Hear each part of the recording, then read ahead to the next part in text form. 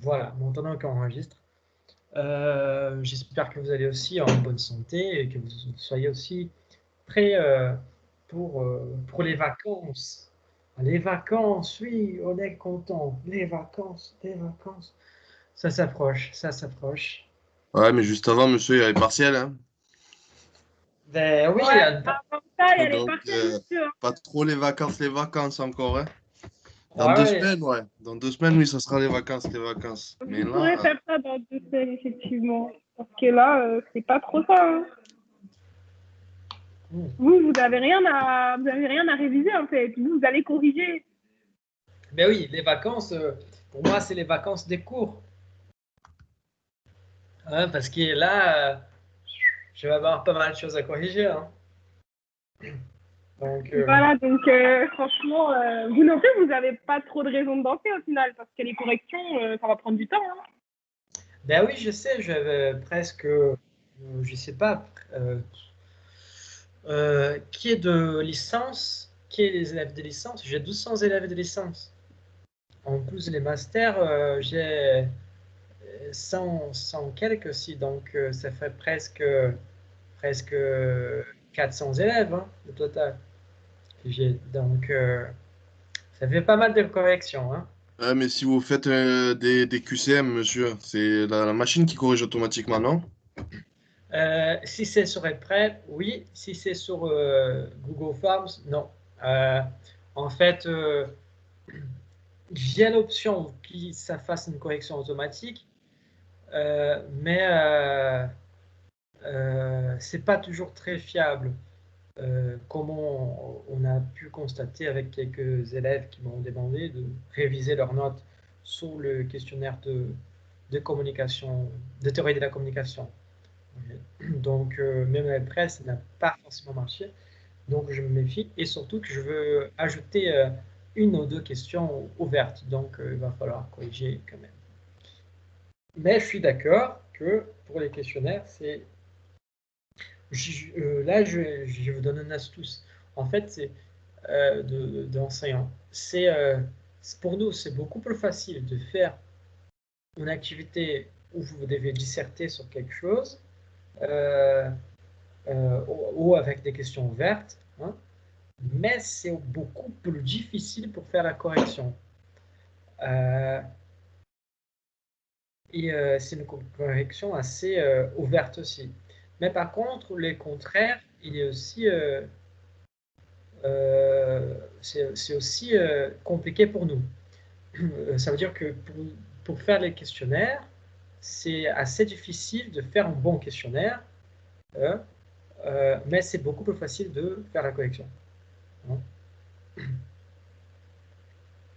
Oui, mais exactement. C'est beaucoup plus facile pour moi de la correction, mais c'est beaucoup plus difficile de faire les questionnaires. Donc, Monsieur, j'aurais une question, s'il vous plaît. oui, oui, Vous m'entendez? oui. Voilà, par rapport à parce que pour le QCM que vous avez fait sur Eprel, en fait, il y a certaines questions qui comptaient par exemple 2,5 points et il y avait deux choix. Enfin, si on mettait une réponse bonne et l'autre était mauvaise, bon, on avait quand même 0 sur les 2,5 points.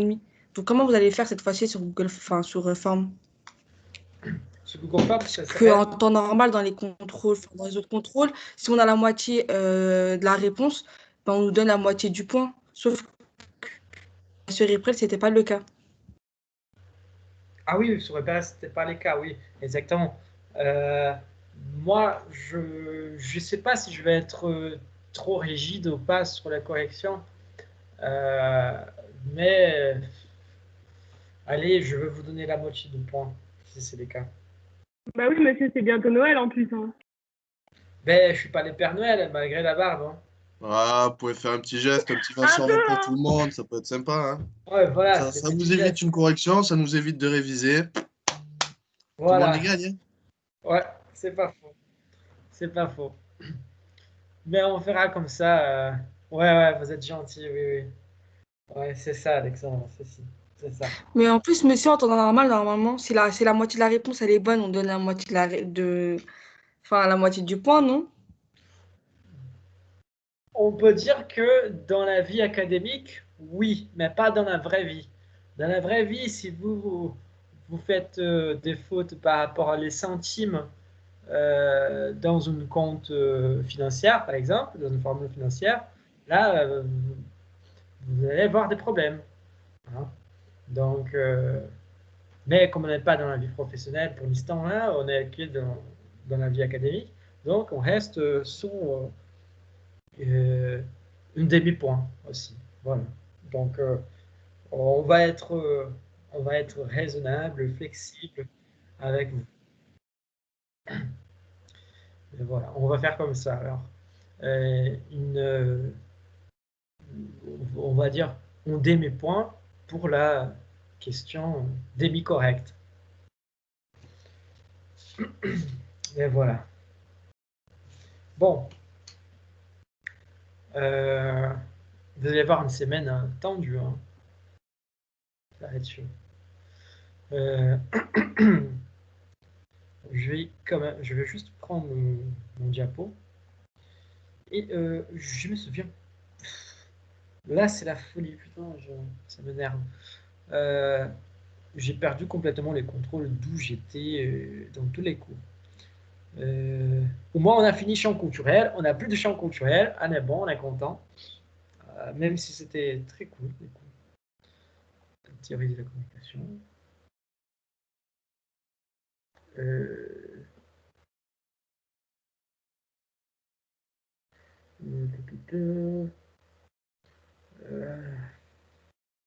Allez. Je pense que nous avons fini. Oui, effectivement, nous avons fini la formule des lasers. Et nous pouvons donc passer à une théorie très très intéressante qu'on a déjà vu quelque chose entre-temps.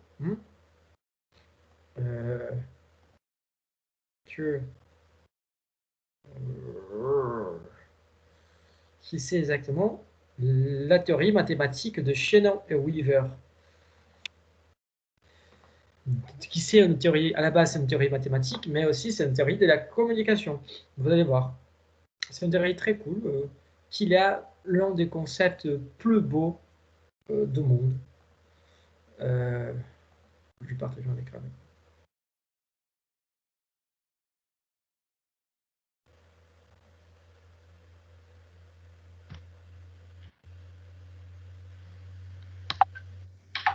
Bemba, ta caméra.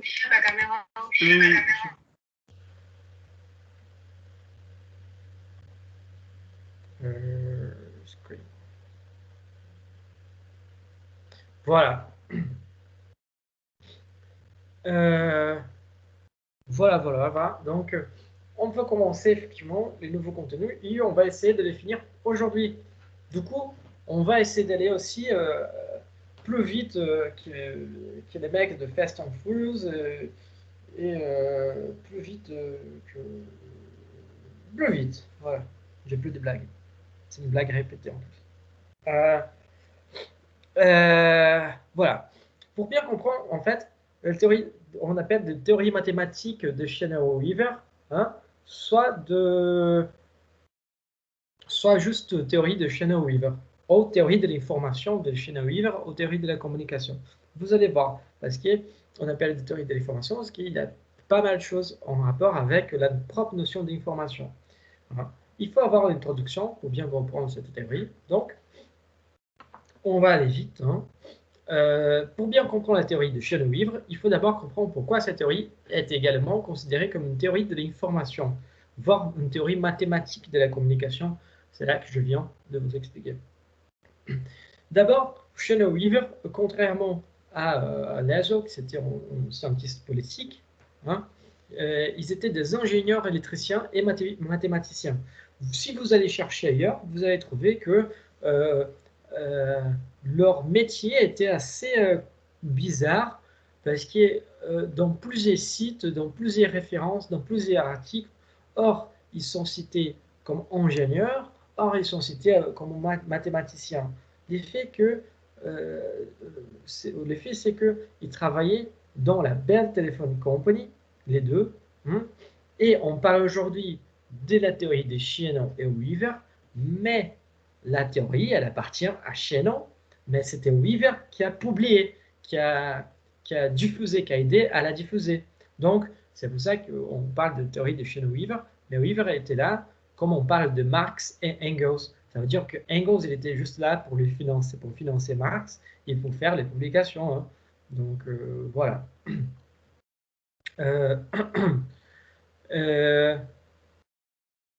Donc, l'idée d'ingénieur, mathématicien, c'est un peu flou. Et du coup, j'ai pris la décision de mettre les deux. Mais comment les mathématiciens et les ingénieurs peuvent développer donc une théorie de la communication? Là, juste pour continuer l'introduction, hein, les deux chercheurs donc travaillaient à la Bell Company de téléphone et leur théorie était la première théorie de la communication dans la période d'après-guerre. On avait vu que la théorie, la formule de Lazo, elle est venue en tant qu'une théorie complémentaire de la théorie hypodermique. Hein. Mais la théorie de Scheiner-Weaver, c'était effectivement une des plus connues après cette période. C'est que c'est intéressant, c'est que si je me trompe, je ne sais pas si je cite là, c'est que je me souviens plus c'était Shannon, c'était Weaver, mais si je ne me trompe pas, c'était Shannon. Lui, il a réussi à casser les codes de télégraphe allemand.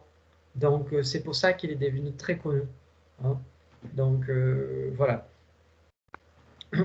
Pour continuer cette introduction, les deux scientifiques cherchent à améliorer les rendements du télégraphe, augmentation de la vitesse, diminution des sources de bruit, et formalisent une théorie de l'information et de cette transmission qui deviendra, par extrapolation, une théorie générale de la communication. Ça veut dire qu'à la base, c'était une démarche plus technique pour un seul moyen de communication, mais sa théorie est tellement puissante et tellement généraliste qu'on peut donc l'extrapoler au niveau d'une théorie de la communication, générale de la communication. C'est cette théorie donc qui fera très vite les tours de la communauté scientifique et sera reprise systématiquement par les psychologues, les sociologues, les linguistes en quête d'un modèle explicatif.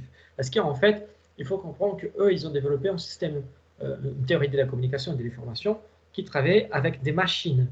On parle de télégraphe, donc travailler avec des machines. Mais comment on pourrait donc appliquer cette théorie dans les mondes humains? Comment on pourrait envisager cette théorie dans ces mondes humains? Et donc, c'est pour ça qu'ils étaient reprises par psychologues, sociologues, voilà. Donc, les modèles de Scheiner-Weaver se présentent comme une application des possibilités de la théorie de l'information afin de quantifier les données et réduire les bruits pour établir une situation de communication idéale.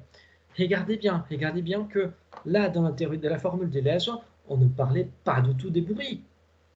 On ne parlait pas du tout de comment établir une situation de communication idéale. On ne parlait pas de ça. Et là, ça commence à revenir. Hein.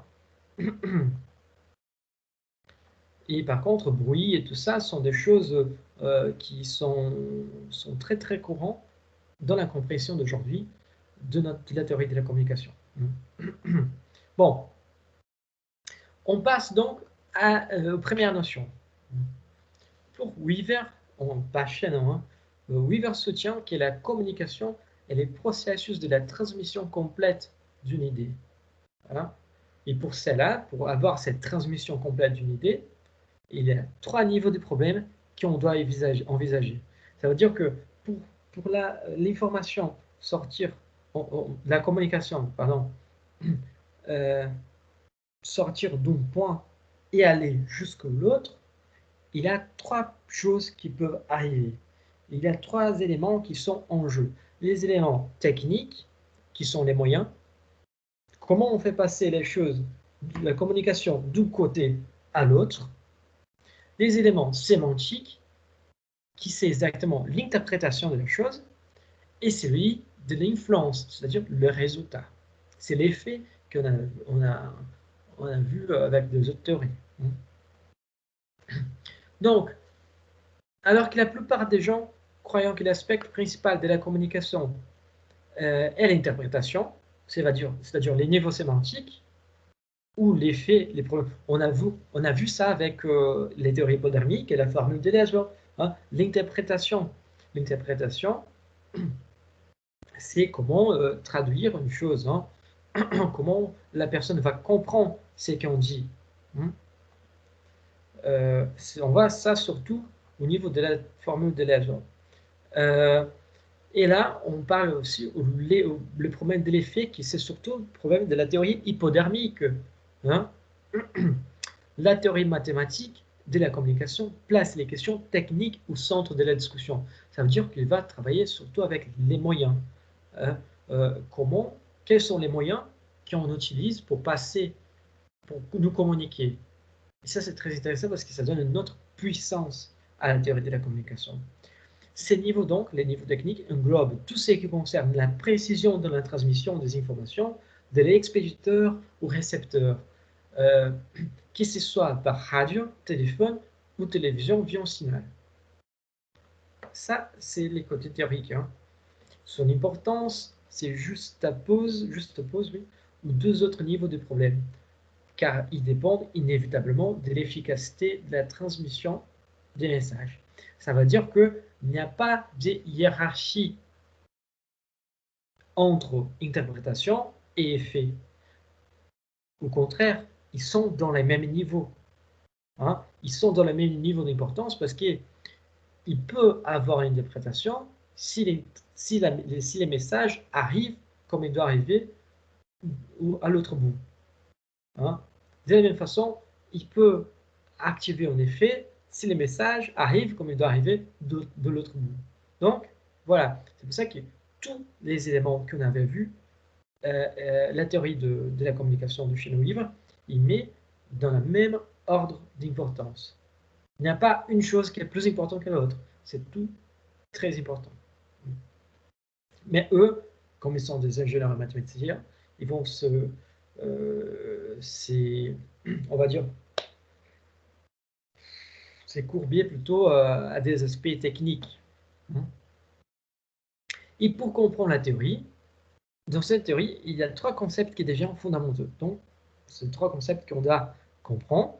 Dans celui-là, c'est vraiment l'amour. Celui-là, c'est vraiment l'amour. Entropie, c'est un des meilleurs concepts qu'il y a dans le monde. Vous allez voir, c'est un de mes concepts préférés. Voilà. Parce qu'il est beau. Il est beau. Hein, il est beau. Dans cette théorie, trois concepts donc deviennent fondamentaux: l'information, la redondance, l'entropie. L'information, on a beaucoup parlé d'information déjà. Pardon. Donc, j'imagine que ça va être assez facile pour que nous puissions comprendre cette notion d'information. Je vérifie une chose. D'accord. La redondance, l'entropie. D'accord, voilà. C'est parti. L'information. Hein. L'information, il faut qu'on se souvienne que l'information, là on parle dans le contexte de Shannon et Weaver. Hein, et qu'on parle dans les contextes de Shannon et Weaver, c'est bien le contexte technique, c'est lui qui compte le plus. Pour cela, l'information est un contenu qui est vraiment pertinent. On avait dit, tout ce qui n'est pas pertinent est une autre chose, mais n'est pas l'information. Nous pouvons transmettre les mêmes informations de différentes manières. Par exemple, les langages poétiques, les langages narratifs peuvent être de manières différentes de donner la même information. Vous voyez que là, on commence déjà à entrer dans les moyens de les problèmes techniques. Ça veut dire comment on fait pour transmettre une telle information. C'est très intéressant. C'est très intéressant. Et regardez bien, avant Shannon, personne n'avait pensé que l'on pouvait quantifier une information, ni que cette quantité dépendait des probabilités d'apparition des signes. Hein? Trivialement, on pourrait dire que si je sais déjà tout ce qui va être transmis par les prochains signes, alors l'information est nulle pour moi. Vous voyez qu'on revient dans l'histoire des informations qu'on a discuté. Hein? Ça veut dire que, par exemple, je vais mettre sur les chats. Hein? Si je fais ça, regardez ça, regardez ça.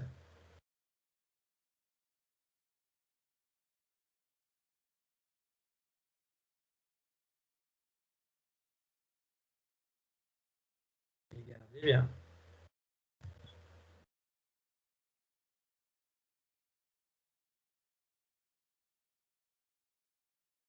Quel est le prochain numéro que je veux mettre?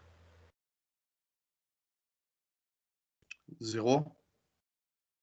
C'est parce que ça devient plus une nouvelle information. Vous savez déjà ce qui vient après les zéros. Voilà, exactement. Donc, vous connaissez déjà. Par contre, si je continue à faire,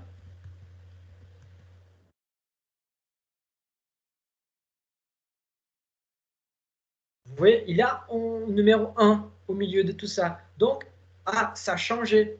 Pouf, vous n'attendez pas ces changements. Donc, ça veut dire, j'ai flotté total. J'ai flotté le machin. Enfin, désolé. Donc, vous voyez que les 1, ils deviennent une information relevante parce que nous n'avons pas avant. C'est ça qu'on avait discuté tout le temps dans la compréhension de la théorie de Shannon-Weaver. Donc, l'information, c'est quelque chose qu'on ne peut pas prévoir, qu'on ne peut pas, qu'il a un composant qu'on ne peut pas prévoir, que c'est nouveau. Vous voyez? Est-ce que vous vous rappelez de cette discussion qu'on a eue déjà il y a quelques temps?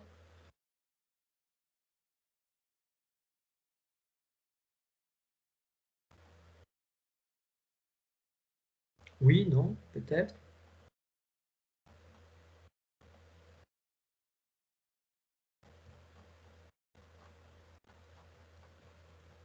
Ah, je flottais là, ça me saoule. Vous êtes toujours là? Oui, oui, vous inquiétez pas, on est là. Oui, monsieur, on est là. Hein. C'est bien, c'est bien. Donc, est-ce que vous vous rappelez de cette discussion qu'on a eue concernant la problématique de l'information?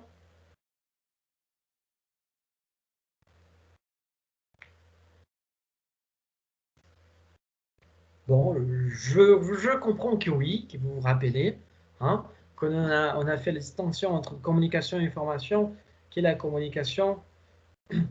Oui, voilà, elle durait plusieurs cours, exactement. Donc, qui la communication n'est pas forcément une information. Hein. Qui l'information, l'information, elle fait partie de la communication, mais qui la communication, des fois, elle n'est pas une information. Hein. Euh, Par exemple, quand on parle de la publicité, hein, de la publicité, on voit suivant que si on trouve une nouvelle publicité dans les, euh, dans la télévision, ça va nous attirer l'attention une première fois, peut-être une deuxième fois. Mais la troisième fois, on a déjà vu, ça ne nous intéresse plus. On sait déjà ce qui va se passer. Hein. C'est la même chose. J'imagine que vous regardez la télé. Hein. J'imagine que vous regardez la télé. Et je veux juste revenir vers vous. J'imagine que vous regardez de la télé. Et ça, je vous pose une question très simple, très bête. Qu'est-ce que vous attendez quand je parle de sauvage?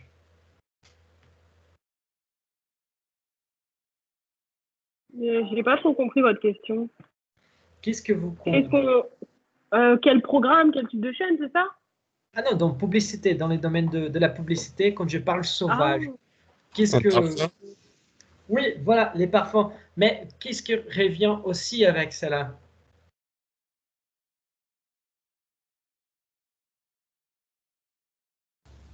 Bah, c'est la pub où il y a Johnny Depp dans le désert, c'est ça? Avec sa voiture. Voilà, voilà, c'est exactement ça. Qu'est-ce que vous revient? Là, ça commence à naître la chose. Ça revient quoi? Je parle de parfum sauvage. Là, qu'est-ce qui revient? Qu'est-ce qui vient? Quels sont les signes qui reviennent? Vous voyez, John Depp, parfum, Dior, désert. voiture. Donc, peu importe la pub, si c'est une pub de sauvage, on sait qu'il y aura Johnny Depp. On sait que c'est un parfum Dior. Donc, ce sont toutes des informations qui nous, au bout du moment, Johnny Depp, il peut être beau, il peut être je sais pas quoi, mais au bout du moment, ça nous saoule parce que ça n'apporte rien de nouveau.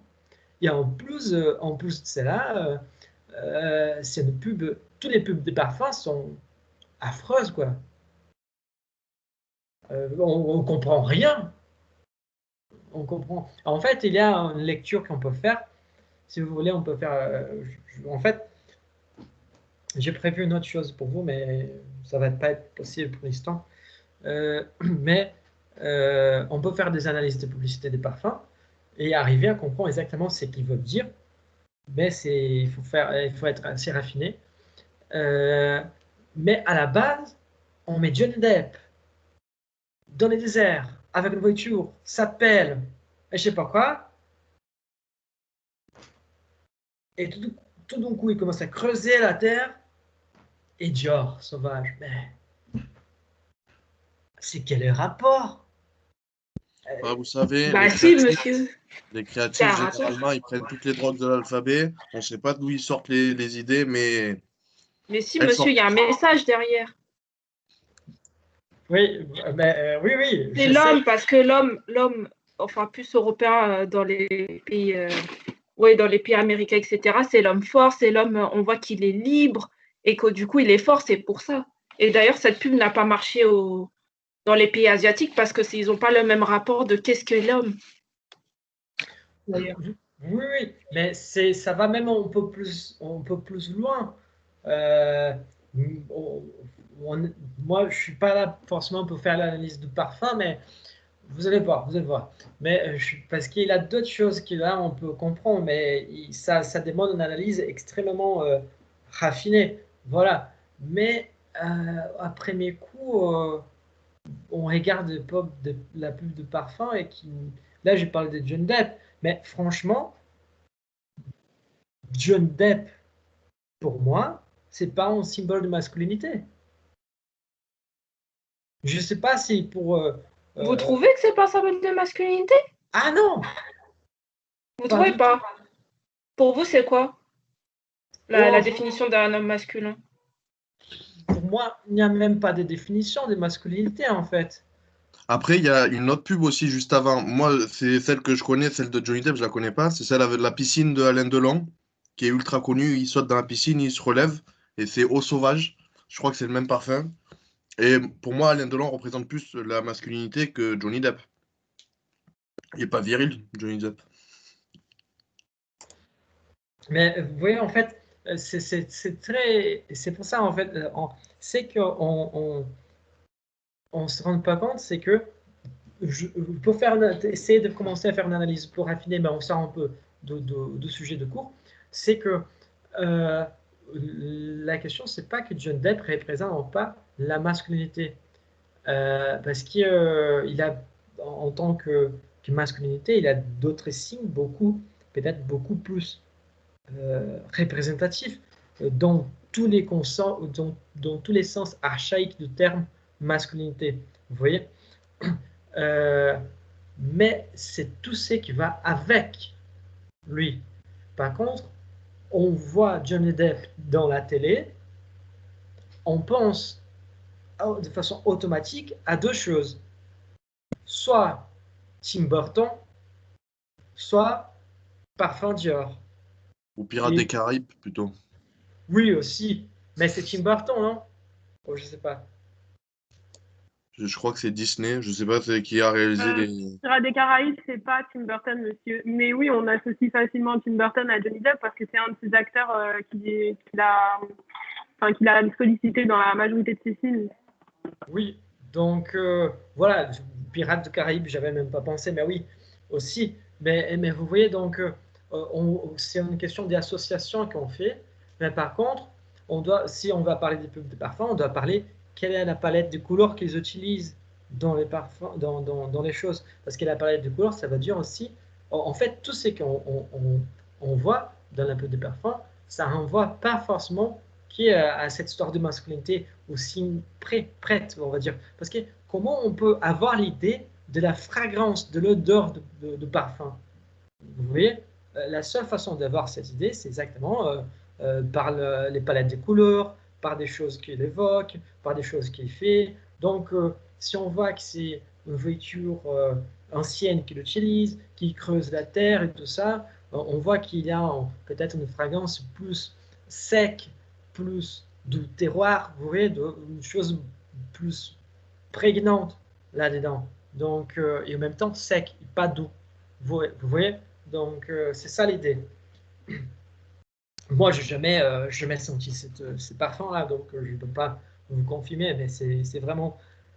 Il faut aller plus loin dans l'analyse pour bien comprendre.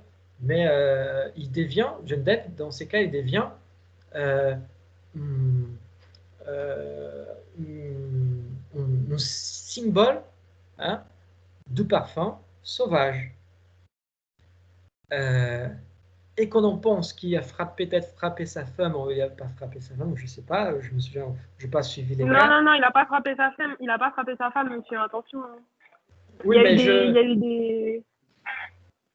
Oui, je n'ai pas suivi les cas parce qu'il a eu des choses, il y a tellement de... Au moment où il a frappé, au moment où il n'a pas frappé, au moment, voilà. Donc, je ne sais même pas si les cas est encore en cours de... Oui, il l'est, mais il y a eu des retournements et en fait, c'est elle qui frappait. Envers lui. Ouais, c'était elle. Et lui, il n'a jamais levé la main sur elle. Enfin, il se défendait quand il a frappé. En fait, il se défendait contre elle, en fait. Genre pour essayer d'arrêter les coups. Oui, d'accord. Donc, mais c'est assez drôle de penser cette situation par rapport à mon parfum qui s'appelle Sauvage, quoi. Hein? Donc, voilà, c'est curieux, assez drôle au lieu d'utiliser le mot curieux. Drôle, c'est plutôt les mots curieux. Donc, voilà. Mais, vous voyez, il y a tellement d'analyses qu'on peut faire, mais par contre, si on voit Johnny Depp dans la télé, on pense tout de suite à quelques signes. Et ça devient une réinteraction des choses. Et ça n'apporte aucune nouveauté.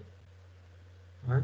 Aucune nouveauté. Là, ça ressemble, excusez-moi, je crois que là, ça ressemble un petit peu à la première théorie qu'on a étudiée ensemble, celle hypodermique. Donc, dès qu'on voit quelque chose, on l'associe inconditionnellement à une autre. Donc, c'est... Oui, mais c'est exactement cette tournure que Shane Weaver ils vont profiter.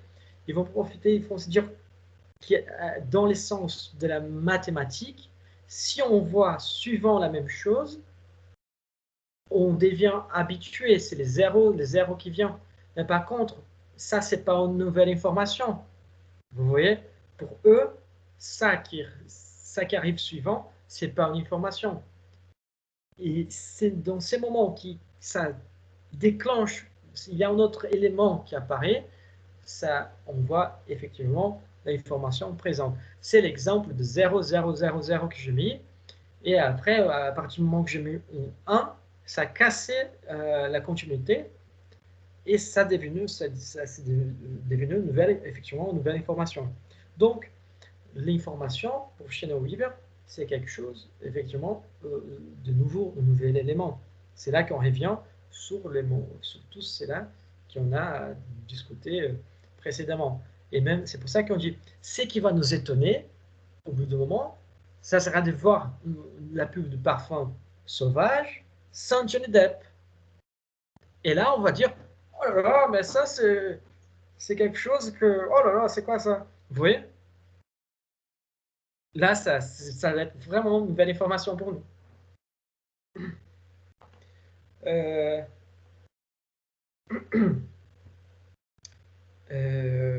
C'est pour ça que quand on parle de Pirates du Caraïbes, aussi, on pense Johnny Depp, mais on pense Johnny Depp avec sa façon de faire et tout ça, Jack Sparrow. Hein? Donc, voilà. Et on attend ça. Et on attend. Les trucs, c'est qu'on attend. Bon, du coup, avant chez nous, personne n'avait pensé que l'on pouvait quantifier une information. ni que cette quantité dépendait des probabilités d'apparition des signes. Ça veut dire que plus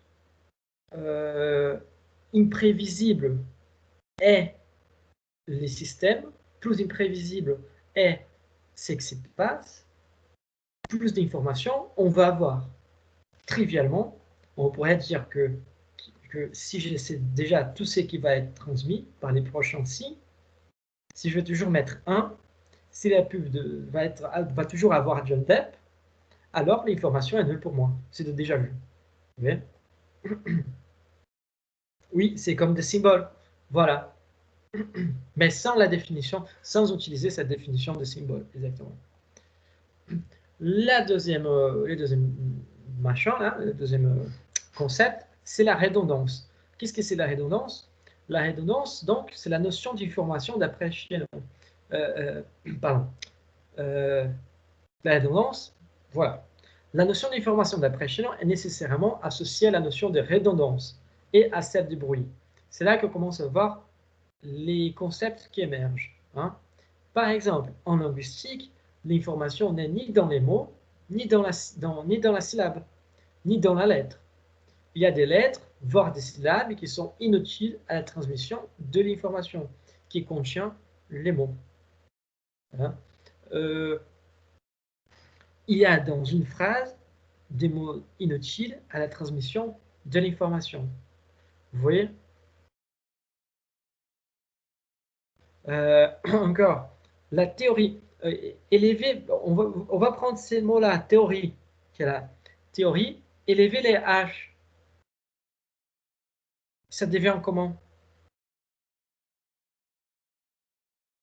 C'est la preuve de la redondance. Vous voyez? Donc, c'est pour ça qu'il y a un langage aujourd'hui numérique. Elle est basiquement 0 et 1. Hein? Il travaille qu'avec ce qui est effectivement relevant. Hein? Donc, la théorie des chaînons vivres appelle redondance tout ce qui, dans les messages, apparaît comme en surplus, qui n'est pas forcément nécessaire pour comprendre l'information qu'il y a derrière. Aussi est-il économique de ne pas transmettre la redondance. Pardon. Dans ces cas, tous les éléments qui ne sont pas importants ou nécessaires à la transmission des informations sont considérés comme redondants. Ils peuvent non interférer avec les décodages du message lui-même. Qu'est-ce que cela veut dire?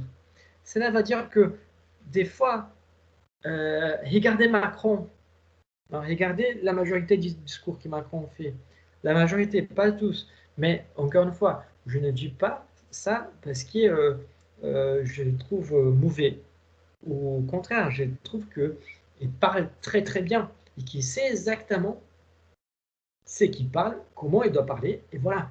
En fait, il a tellement de redondances dans son discours qu'à la fin, il a parlé, mais il n'a rien dit. Parce qu'il n'y a aucune nouvelle information. Vous voyez? Hein? Les deux confinements, quand il avait dit, les déconfinements, ça serait assoupli à partir de ce samedi, lors de sa dernière allocution. Hein. Le déconfinement, ça serait assoupli depuis ce samedi. Pour quelques-uns, ça c'était une nouvelle information, autres qui ne savaient pas, mais par contre, pour tout le monde, mais l'attestation continue. Donc, forcément, l'attestation, ce n'est pas un nouvel truc, une nouvelle information. Donc, si le confinement continue, vous voyez, en fait, quand il dit les confinements continuent, on associe déjà on va dire, je ne sais pas si je peux dire comme ça, mais vous allez me corriger hein, si c'est le cas. On associe la manutention, les maintiens du confinement avec les maintien aussi de l'attestation de déplacement. Vous voyez? Donc, s'il a dit les confinements continuent, on attend les prochains signes, déjà l'attestation. Donc, ça devient, à quelque sorte, une redondance. Oui, parce que ça répète des choses. Du coup, dans des discours qui ça répète, ça tourne en boucle et tout ça, qu'il a juste une petite information dedans et après tout autour pour l'expliquer, ça veut dire qu'il a pas mal de redondances pour expliquer une seule information, hein, et que cette redondance peut faire de préjudice à l'information lui-même. Et c'est ça qui arrive dans tous les discours des politiciens. C'est-à-dire qu'ils font tellement de redondances qu'à la fin, on ne sait plus ce qu'il avait dit. Je fais comme ça, mais faut pas. À la fin, on ne sait plus ce que les politiciens ont dit parce qu'il y a tellement de redondances, chacun a compris une chose, que l'information est perdue au milieu de tout ça. Donc, c'est exactement pour ça que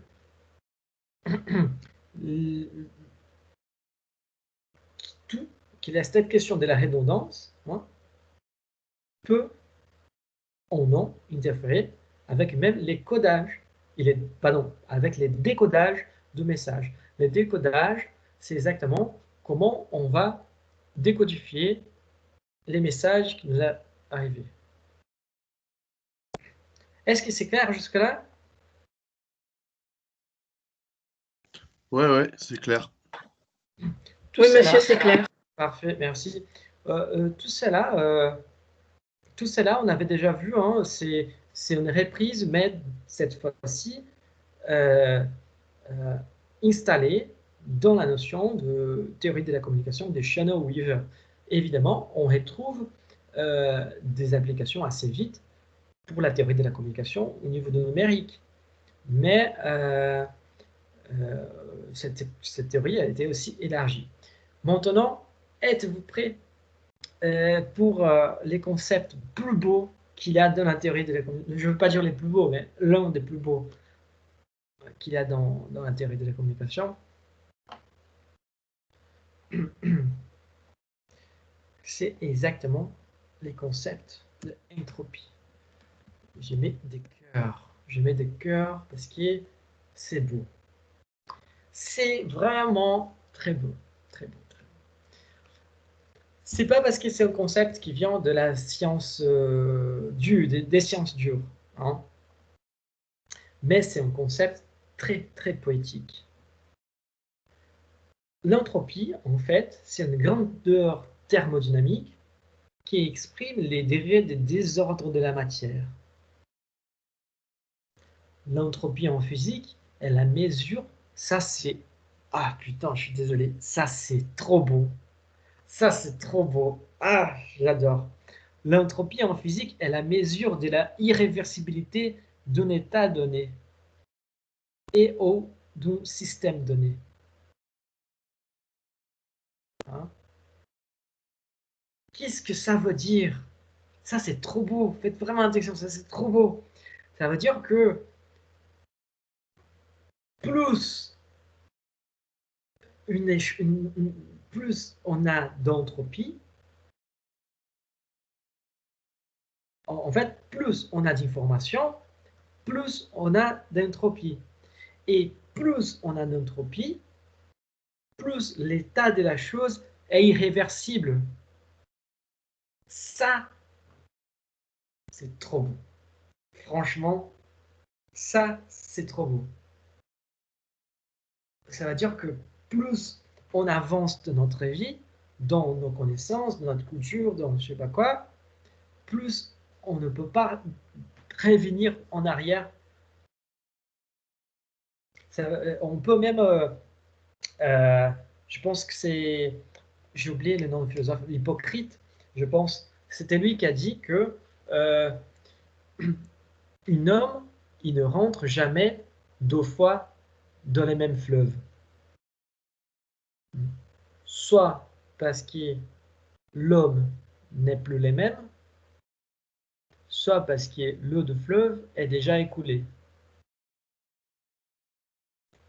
Ça, c'est trop beau, quoi. Ça, c'est trop beau. Hein? C'est exactement la mesure de l'irréversibilité, c'est l'entropie. C'est-à-dire qu'on a déjà tellement changé, on a déjà tellement d'informations qu'on ne peut plus revenir à ce qu'on était. Hein?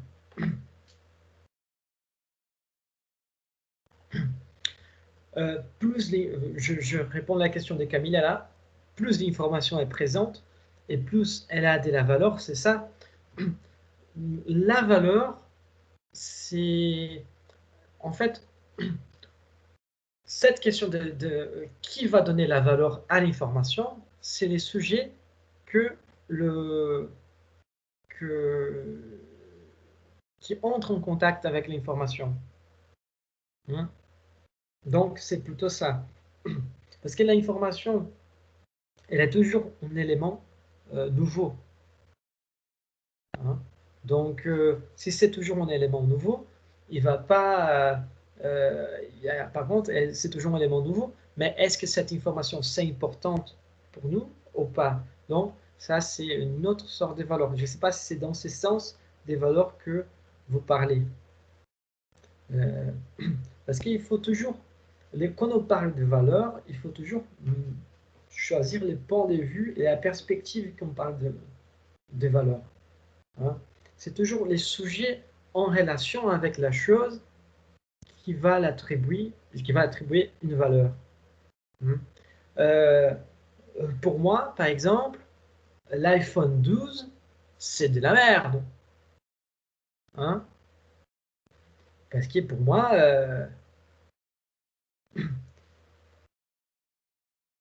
on va arriver à ces sens d'irréversibilité là. Mais pour moi, c'est ça qui est intéressant. Toujours quand on parle de la valeur, hein, n'importe dans quelle science humaine, il faut comprendre que ça dépend du sujet qui parle de la chose. Parce que la valeur est toujours attribuée par quelqu'un. Hein. Dans le sens de la irréversibilité, hein, il n'y a pas, c'est pas que n'existe pas de valeur dans l'information. L'information est juste un élément neutre. Ça veut dire plus on a d'informations, plus les systèmes deviennent irréversibles. C'est ça. Et à chaque pas que les systèmes deviennent plus irréversibles, l'entropie augmente. Donc, l'entropie, c'est la mesure de la irréversibilité du système. Plus on a d'entropie, plus on a d'informations, plus le système il est irréversible. C'est beau. On peut penser aussi, derrière, merci pour votre question aussi, on peut penser aussi à l'apprentissage de la langue, à notre vie. Nous, on était tout petits, hein, quand on a appris à lire les premiers mots, ou quand on a appris à lire tout court, c'était une telle chose, une telle quantité d'informations qu'on ne peut plus revenir en arrière.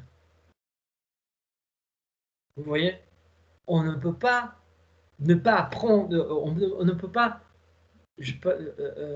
oublier qu'on a appris la langue.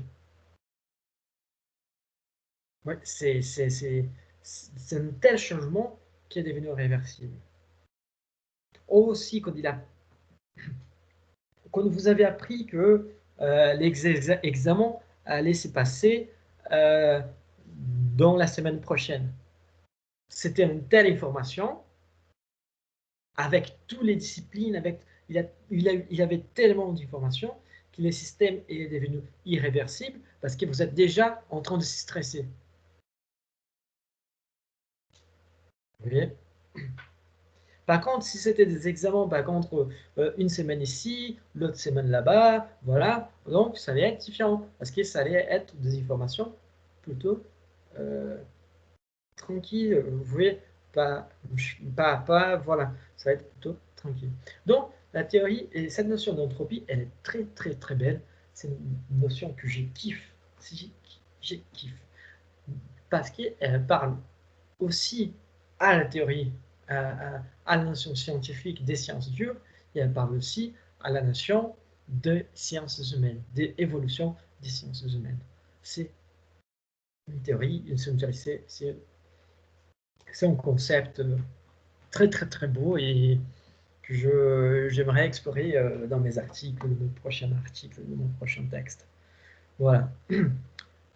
Bon, pour revenir donc à l'entropie, on avait discuté que les concepts, plutôt la notion de concepts physiques, mais on a déjà avancé quelques points. Hein. Donc, pour Shannon et Weaver, plus un message possède d'informations, plus son degré d'entropie est important. L'entropie correspond donc à la quantité d'informations contenues ou délivrées par une source d'information. Encore, je reviens sur mes mots. Hein. Plus on a d'informations, plus il y a d'entropie. Plus il y a d'entropie, plus irréversible est l'état de la chose. Voilà. Cette source peut être un texte, là quand on parle de source, hein, cette source peut être un texte écrit dans une langue donnée, un signal électrique, encore un fichier informatique quelconque. Donc, voilà. Et voilà les modèles de la théorie de la communication de Shannon et Weaver. Vous allez voir que c'est, on a 30 minutes pour finir, donc je me dépêche. Vous allez voir que, oh là là, je ne sais pas si... Attendez. Allez, on se dépêche. On a pas mal de choses. Oh là là là là. Bon, vous allez voir que c'est les modèles de Shannon Weaver.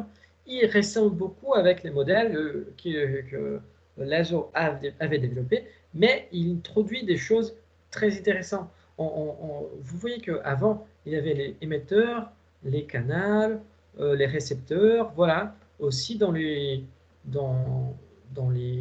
côtés de Lazo. Mais là, il introduit la source, les messages, l'émetteur, c'est les codages, les signaux, les canaux, les moyens auxquels il est transmis, et il introduit une chose très importante, les bruits que se sont imposés vers les canaux, les signaux qui sortent du canal, les récepteurs qui vont décoder ça, et après comment les messages vont arriver au destinataire.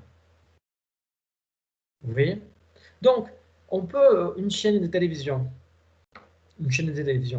la source, c'est, par exemple, le chef Philippe, je ne sais pas quoi, là, qui participe de Top Chef, là, Objectif Top Chef. Donc, il parle là, dans son studio, hein, que l'émetteur, en fait, il va coder ça dans une source audiovisuelle qui va passer par les canaux audiovisuels, mais qui dans ces canaux peuvent avoir plusieurs bruits. Si on est, par exemple, dans la rue, on ne va pas écouter forcément. Si on est avec les yeux bandés, on ne va pas voir forcément. Du coup, notre perception du message, il est autre. Parce qu'on n'arrive pas à faire tous les décodages. Hein.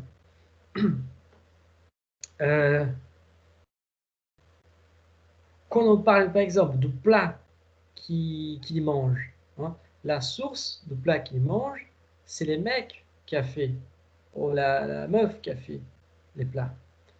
Là, l'émetteur, c'est les plats lui-même. Vous voyez? Les plats, il est reconnu, il est transmis par quel canal? Hein? Il y a les canaux gustatifs, l'odorat, il a les tactiles, il a le visuel. Vous voyez? Si les chefs Philippe, je sais pas quoi, il y a les nez bouchés ces jours-là, il va avoir des problèmes avec l'odorat et avec les goûts. Parce qu'on sait très bien aujourd'hui que les goûts et l'odorat, ils ont une proximité. Donc, vous voyez, comment lui, il va faire ce décodage? Comment il va découvrir s'il ne peut pas goûter correctement? Comment il peut dire si c'est bon ou c'est pas bon, hein, pour arriver là? En sachant qu'à chaque étape, ils peuvent avoir un problème de communication. Vous avez de bruit sur les canaux. S'il est malade, il peut avoir un bruit. Il peut avoir un problème de signal entre l'émetteur et les canaux. Il peut avoir un problème de signal entre les canaux, récepteurs. Il peut, pourquoi pas, avoir un problème de message. Ça se trouve que les cuisiniers, là, ils n'ont pas réussi à faire ce qu'ils voulaient. Et du coup, les codages, il a été préjudicié. Il a subi du préjudice. Pardon. Donc, là, en gros, la source d'information énonce un message que l'émetteur va décoder et transformer en signal, lesquels va être acheminé par les canaux, puis décodé par les récepteurs qui reconstituent un message à partir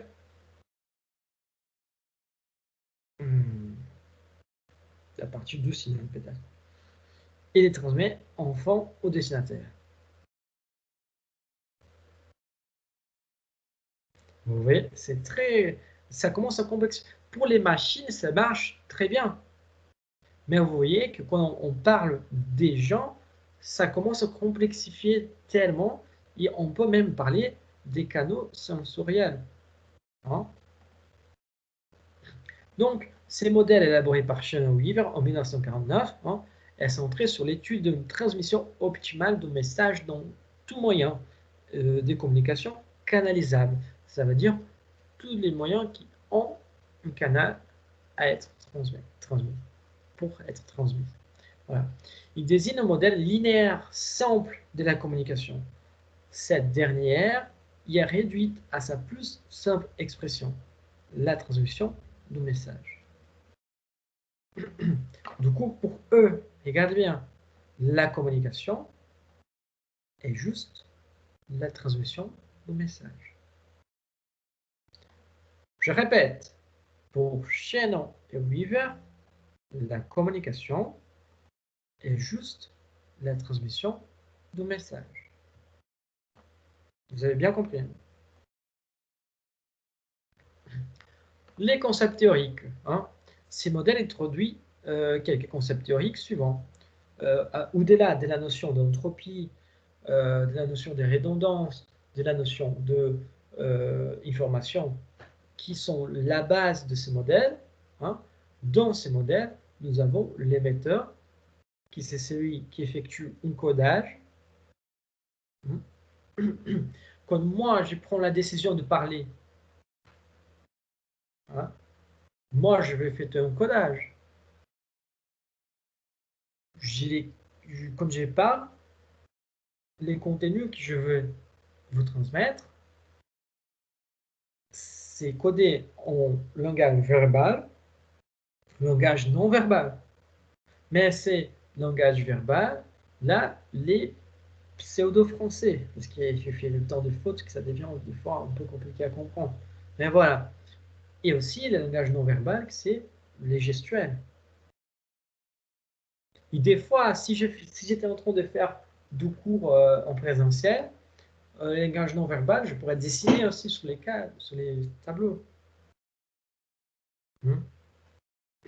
Là, dans les milieux en ligne, ça change complètement. Là.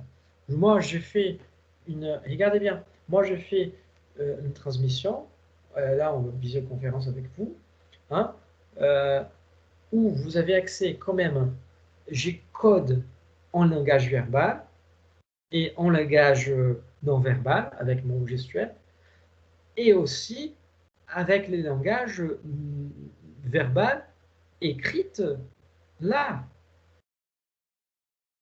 qui vous voyez. Vous voyez, c'est très intéressant. Mais aussi avec les langages visuels, parce que comme je mets dans un schéma comme celui-là, ça veut dire que vous pouvez voir qu'il y a un concept visuel derrière tout ça. Voilà. Donc, selon l'objet d'analyse et la situation de communication, ça s'est complexifié. Donc, l'émetteur effectue un codage en transformant le message initial en signal codé. Les canaux de communication transmettent les signaux codés en étant affectés par divers bruits environnementaux. On utilise quel canal là pour faire les cours? On utilise les canaux numériques. Quels sont tous les éléments qui peuvent affecter les canaux numériques? Mais c'est là que c'est intéressant. Parce que si on parle que de canal numérique, on va dire que c'est une mauvaise connexion d'Internet. Mais écoutez bien, si par hasard vous êtes dans un ambiance très bruyant, il y a aussi les canaux auditifs. Vous pouvez, il y a les moyens, les problèmes de canal technique, il y a aussi les problèmes de canal sensoriel. Vous voyez? C'est très intéressant. Les concepts théoriques, on revient, on continue, toujours. Les récepteurs, ils effectuent donc là les décodages. Les décodages. Si on parle les français, vous arrivez à les décoder. Si j'allais commencer à parler du portugais, peut-être que quelques-uns d'entre vous allaient réussir à les décoder. Mais ça allait commencer à être un peu plus difficile. Donc voilà. Donc les récepteurs effectuent les décodages en transformant les signaux codés en messages susceptibles d'être reçus. On voit que dans ces cadres, les récepteurs, ils jouent. Il y a plusieurs récepteurs quand on parle de la communication en visio.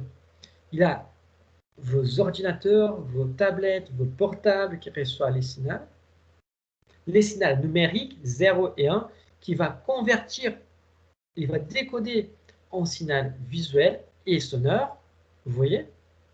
Et après cela, il y a aussi vous en tant que récepteur qui vous allez décoder aussi les signaux auditifs et visuels. Vous voyez? Ça, franchement, c'est très complexe. C'est très difficile, mais voilà. Voilà. Du coup, les récepteurs, ils peuvent être en même temps récepteurs et destinataires. Aussi que la source, elle peut être aussi la source et l'émetteur. Vous voyez? On a des positions que peuvent aussi, je ne sais pas comment dire, c'est pas surmonter, mais si embriquer. L'efficacité globale de la transmission de l'information est la résultante cumulative de ces diverses étapes. On voit bien qu'il n'y a pas de hiérarchie. Toutes les étapes sont importantes. S'il y a un problème dans un coin, ça va impacter l'autre coin.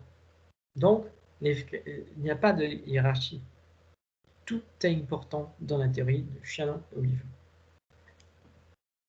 L'efficacité globale de la transmission de l'information est la résultante cumulative de ces diverses étapes. Résultante cumulative. Tout canal de transmission est affecté par divers bruits qui dépendent de l'environnement considéré au sens large du terme. Ça peut être les réseaux d'Internet, ça peut être aussi l'environnement qui va impacter les canaux sensoriaux. Oui. Sensoriaux, je sais pas. Mais voilà, je pense que c'est possible qu'avec tout cela, d'envisager la complexité de cette théorie. Mais on n'a pas encore fini.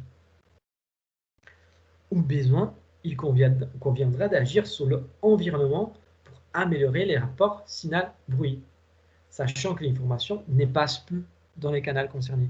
Ça veut dire que si vous avez un problème de connexion d'Internet, qu'est-ce que vous allez faire? Vous allez chercher à s'approcher de votre modem de l'Internet, de votre box.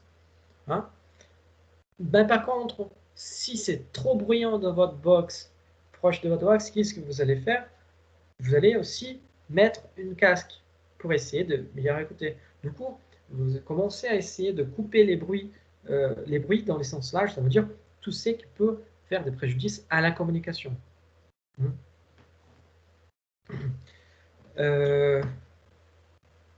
Moi, par exemple, c'est rare les fois que j'arrive à faire deux choses en même temps. Donc, quand je suis en train de faire une chose, si je fais quelque chose d'autre à côté, ça devient un bruit. Vous voyez? Par exemple, quand je regarde un film, une série, quelque chose, j'aime bien regarder le film, la série. Voilà. Et s'il y a quelqu'un à côté de moi qui commence à parler, mais c'est qui cette personne-là? Qu'est-ce qu'il a fait?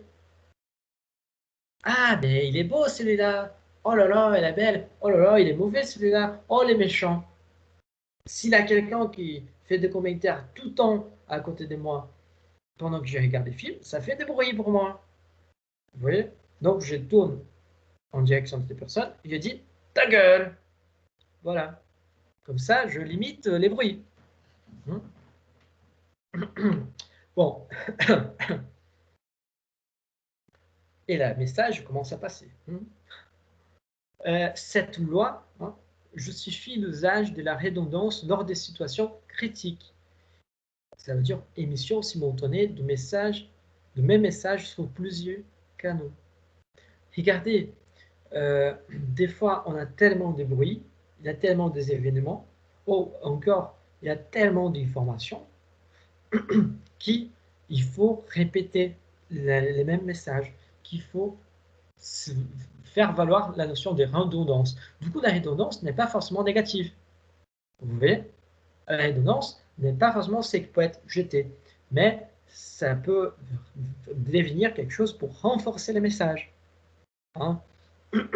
Pourquoi les gouvernements parlent tout le temps de télécharger l'application tous anti-Covid, tous contre le Covid, je ne sais pas quelle est l'application.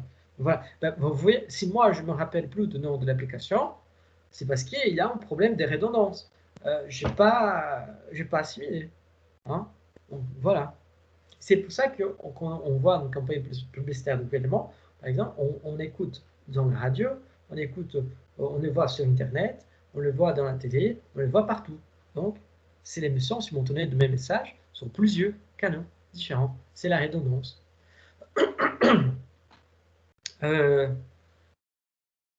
La transmission des informations chez l'homme exploite souvent plusieurs canaux sensoriels qui disposent des codages spécifiques, référentiels.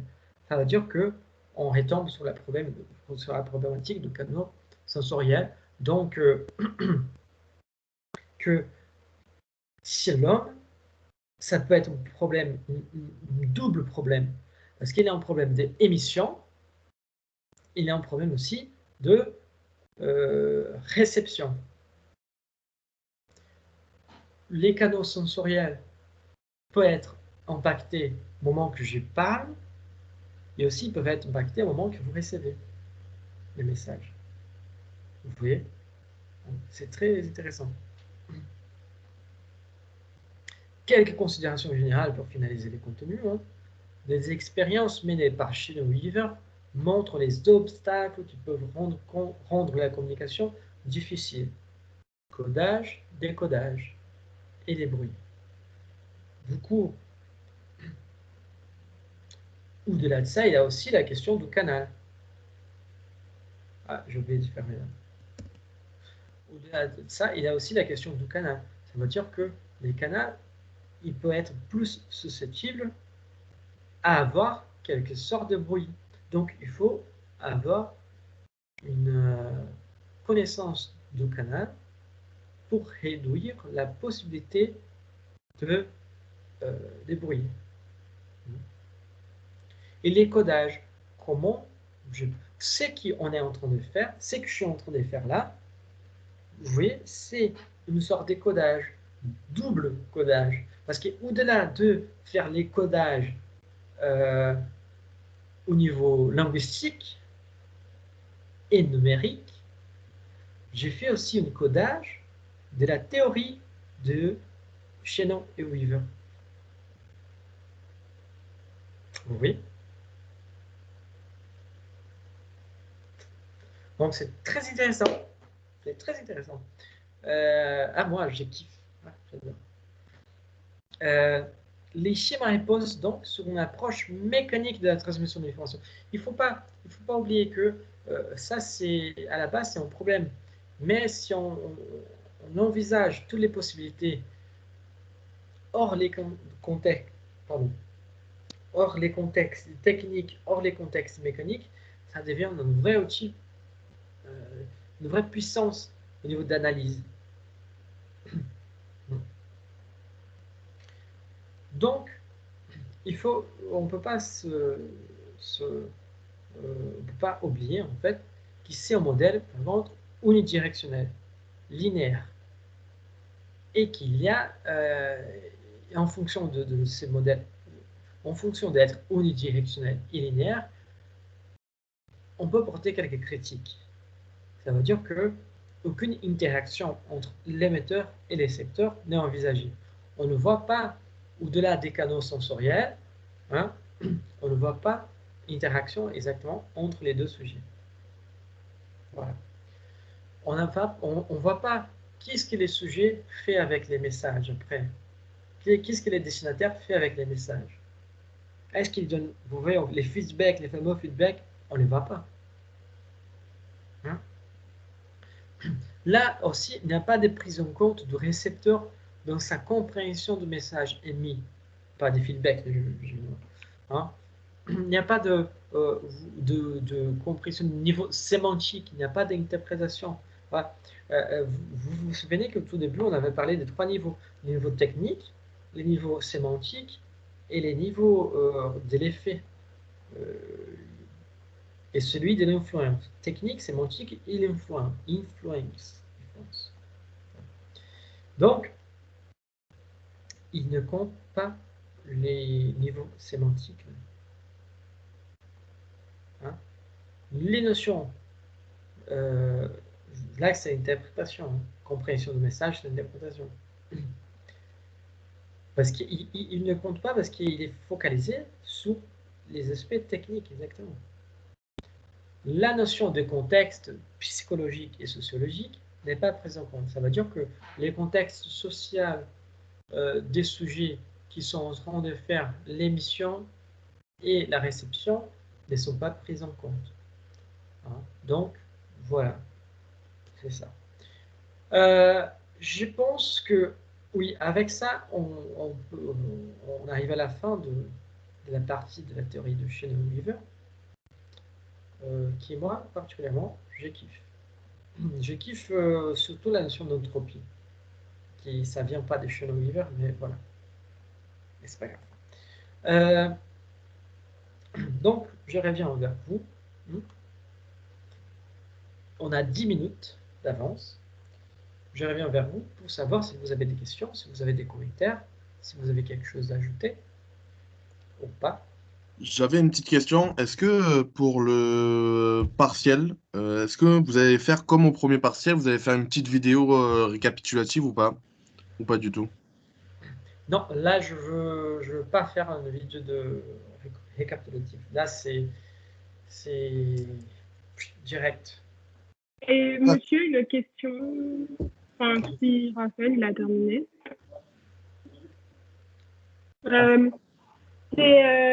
C'est toujours pas possible pour cette matière non plus d'avoir les PowerPoint sur Eprel. Ouais, c'est vraiment plus avantageux pour nous. Ce serait vraiment plus avantageux pour nous de les avoir à disposition pour réviser. Ouais, là, ça fait beaucoup d'avantages déjà. Hein. Non, mais vous ne les donnez pas en méthodo, on pourrait les avoir en théorie. Enfin, ce serait plus simple. Non. Il a les vidéos, vous pouvez suivre les vidéos. Là, c'est... Il a pas mal de fautes aussi dans les diapos, donc il faut régler ça aussi.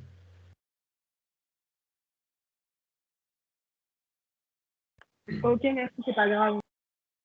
Mais au moins, je veux comptabiliser la moitié, la demi-question correcte, donc c'est déjà quelque chose.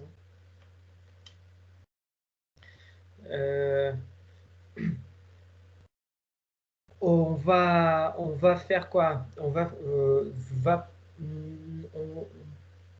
ne va pas être pareil. On va dire oui et non. Ça va être sur Google Forms, donc dans ce sens, ne va pas être pareil parce que c'est notre plateforme. Je vais faire sur Google Forms encore parce que c'est plutôt fiable.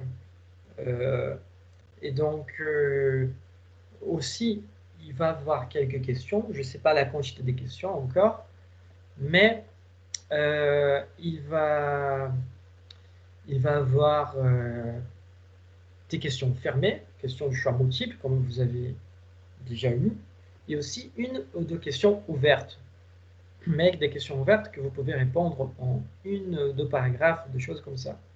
Donc, dans ce sens, ça va être un peu différent aussi. Excusez-moi, monsieur, juste une autre question, s'il vous plaît, par rapport à théorie de communication. Est-ce que c'est tous les cours qui rentrent dans l'examen ou vous les avez déjà limités? Non, dans théorie de la communication, c'est tous les contenus du semestre.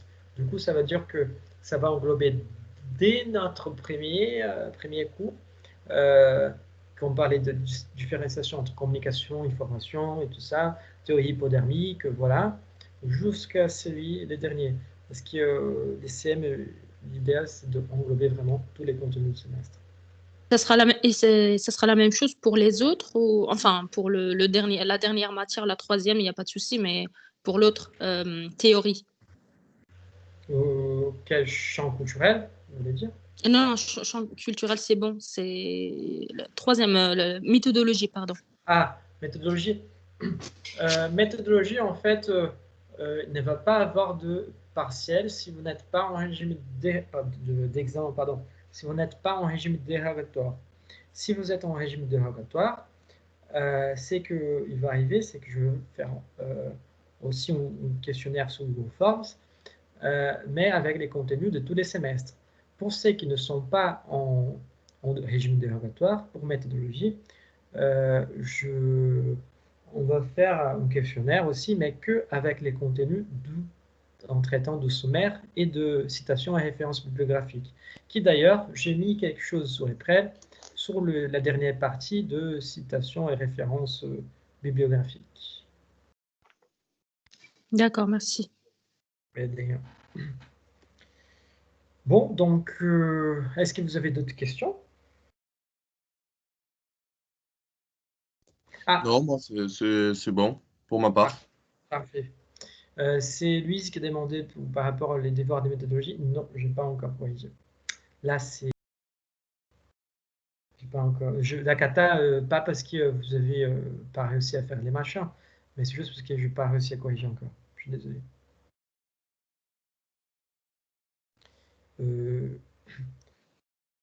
Est-ce que vous avez d'autres questions? De toute façon, je vais tout vous écrire, vous informer aussi par votre email ou PEC selon les disciplines. Hein. Donc, soyez vraiment attentifs et lisez tous les messages que je vous envoie au niveau d'annonce. J'essaie d'être le plus clair possible et de prévoir quelques questions que vous pouvez éventuellement poser. Donc, lisez les annonces que je vais vous envoyer très attentivement et réalisez aussi. Et après, je vous invite donc à m'écrire si vous avez des questions, des doutes. Une question importante, c'est que vous savez que pour mes examens, je vais toujours, j'ai élargi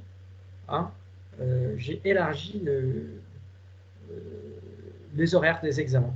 Donc, ça veut dire que pour les examens de théorie de la communication et champ culturel, qui sont les deux CM, normalement, on devrait faire l'horaire de 9h du matin jusqu'à 21h du soir. On avait convenu que ça allait être un peu compliqué. Moi, j'ai trouvé ça un peu compliqué pour vous. Hein. Donc, je vous laisse une marge un peu plus grande, 1 heure de chaque côté, un peu plus élargie. Donc, je vais commencer avec vous. Les examens de théorie de la communication et champ culturel. Je commençais à partir de 8 heures du matin et je vais les insérer les 22 heures du soir. Comme ça, vous avez plus de temps pour y faire. Merci, monsieur. Et vous voyez, Alizé, là, c'est déjà pas mal des avantages. Hein? Oui, vous inquiétez pas. Hein. C'est pas grave, on s'adapte. Ouais, je suis gentil quand même. Hein? Mais oui, monsieur, vous inquiétez pas. Bon, ben voilà, c'est ça. Bon, là, je pense que si vous n'avez plus de questions, on peut y aller manger. Moi, je n'ai pas encore mangé, je ne sais pas vous. Mais j'ai 30 minutes de pause avant de commencer mon autre cours, donc j'ai 30 minutes pour manger, faire tout ce que je dois faire. Bon merci. Dans tous les cas, si vous n'avez pas de questions, je vous remercie de votre présence. C'était un cours que j'ai beaucoup apprécié. Hein. C'était un plaisir de passer ces moments. Est-ce qu'on vous a au deuxième semestre, monsieur? Non, pas à Créteil. Ah. Ça dépend, parce que ça se trouve que je veux encadrer quelques stages. Ok. Donc, il faut voir. Mais de toute façon, je vous remercie, c'était un plaisir. Hein. J'espère que vous avez passé un moment, qu'on a pu se marier quelques fois ensemble. Et ben voilà, merci beaucoup, merci pour tout. Merci à vous, monsieur. Bon courage, bonne journée. Bon courage à vous aussi pour les corrections. Bonne journée, monsieur, au revoir. Au revoir. Merci, au revoir. Au revoir, monsieur. Merci. Au revoir, soyez Bon sages. courage. Merci. Bonne journée. Au revoir. Au revoir, bon courage.